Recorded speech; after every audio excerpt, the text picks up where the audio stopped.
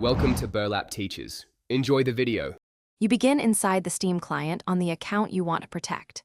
Click Steam, choose Settings, then Family. Once there, select Manage Family View to start. You set a PIN and recovery email now because this controls what content is locked and how you regain access.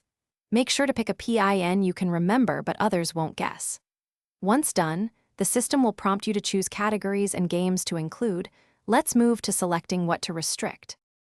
Next, you decide which parts of Steam are available. Choose categories like Library, Store, or Community, then mark specific games to allow or block. This is how you sculpt access precisely. You can require the PIN for launching selected apps, which prevents bypassing restrictions.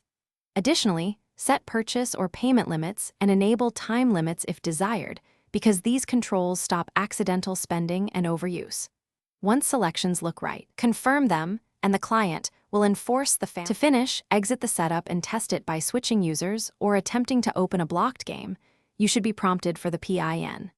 If you forget the PIN, use the recovery email flow to reset it or contact Steam support as a last resort.